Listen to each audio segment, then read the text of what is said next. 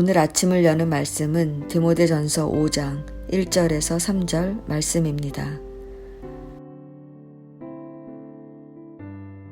늙은이를 꾸짖지 말고 권하되 아버지에게 하듯 하며 젊은이에게는 형제에게 하듯 하고 늙은 여자에게는 어머니에게 하듯 하며 젊은 여자에게는 온전히 깨끗함으로 자매에게 하듯 하라. 참 과부인 과부를 존대하라. 아멘. 디모데전서 5장은 바울이 디모데에게 다양한 성도들을 어떻게 대해야 하는지 설명하고 있습니다. 말씀을 통해 목회자뿐 아니라 우리가 어떻게 성도를 대하며 교회의 공동체를 세워가야 하는지 살펴보도록 하겠습니다. 성도 여러분, 우리는 목회자가 목회하는데 무엇보다 중요한 것이 말씀과 기도라고 생각합니다. 그러나 목회에 있어 말씀과 기도 못지않게 중요한 것은 관계의 문제입니다. 왜냐하면 목회자와 성도, 그리고 성도와 성도가 좋은 관계를 맺지 않으면 교회는 바르게 세워지지 않기 때문입니다. 다툼이 끊이지 않을 뿐 아니라 결국에는 분열하게 되어 있습니다. 그래서 바울은 디모데에게 어떻게 성도들을 대해야 하는지 알려주는 것입니다. 바울은 늙은이를 꾸짖지 말고 권하되 아버지에게 하듯 하며 젊은이에게는 형제에게 하듯 하고 늙은 여자에게는 어머니에게 하듯 하며 젊은 여자에게는 온전히 깨끗함으로 자매에게 하듯 하라고 말합니다.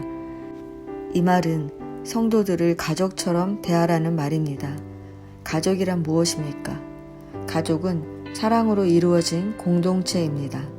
사랑하기 때문에 자신을 포기하고 세워진 공동체, 서로를 위해 희생하며 세워가는 공동체가 가정입니다. 바울은 교회 공동체가 이런 가정과 같은 공동체가 되어야 한다고 말하는 것입니다. 교회 공동체가 죄인된 우리를 위해 아들 예수 그리스도를 보내셔서 우리를 구원해 주신 하나님의 사랑을 기반으로 세워졌으니 가정과 같은 공동체가 되어야 한다는 것은 당연한 말입니다. 또한 우리가 하나님을 아버지로 고백하니 마땅히 교회가 가정과 같은 공동체가 되는 것입니다. 그래서 바울은 교회 공동체 성도들을 가족처럼 대하라고 말하는 것입니다. 그러면 가족처럼 대한다는 것은 구체적으로 어떻게 대하라는 것입니까? 첫 번째, 늙은이는 꾸짖지 말고 권하라는 것입니다. 늙은이는 나이가 많은 남자를 말합니다. 바울은 나이 많은 남자들을 꾸짖지 말고 권하되 아버지에게 하듯 하라고 말합니다. 꾸짖지란 주먹으로 치다, 언어로 폭력을 가하다 라는 뜻이 있습니다. 여기서는 문맥상 심하게 나무라는 매우 강하고도 공격적인 뉘앙스를 함축하고 있습니다. 즉, 바울은 목회자가 성도들을 바르게 지도할 책임이 있다고 해도 폭력적이거나 공격적인 언사를 사용해서는 안 된다고 말하는 것입니다. 목회자가 성도를 지도할 때는 꾸짖지 말고 권하라는 것입니다. 권하라는 곁에서 위로하다, 충고하다 라는 의미입니다. 즉, 따뜻한 권면의 방식으로 나이 많은 사람들을 대하라는 것입니다. 가정에서 부모를 공경하듯이 나이가 많은 분들에게는 존경하는 마음을 가지고 대하라는 것입니다. 두 번째, 젊은이는 형제같이 하라는 것입니다. 젊은이는 디모데보다 더 젊은 사람을 말합니다. 디모데는 그들을 형제처럼, 즉 같은 믿음을 가진 평등한 관계로 여겨 사랑과 관용으로 대해야 한다는 것입니다. 세 번째, 친족들이 과부를 돌보고 교회는 참 과부를 돌보라는 것입니다. 이 말은 선택적으로 구제하라는 말이 아닙니다. 당시 거짓 과부가 부적절한 행동으로 교회에 많은 부담을 주었기 때문에 바울은 거짓 과부를 어떻게 대해야 하는지 설명하는 것입니다. 바울은 원칙적으로 각 가족이 과부를 돌보며 믿음의 삶을 배우게 하였습니다. 그리고 참 과부, 즉 진짜 도움이 필요한 과부를 돌보기 위해 60세 이상으로 남편과 사별한 후에 재혼 이력이 없고 선한 행실의 증거가 있는 과부를 참 과부로 규정하고 교회에서 돌보게 했습니다. 성도 여러분, 교회 공동체 안에는 다양한 성도들이 있습니다.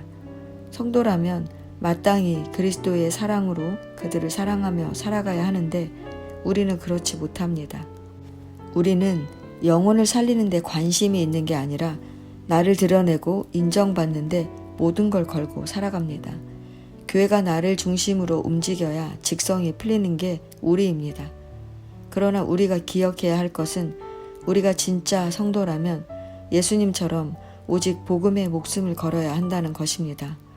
영혼을 살리기 위해서라면 나와 의견이 다르더라도 나이 많은 성도들은 존경하고 젊은이들은 받아줘야 합니다.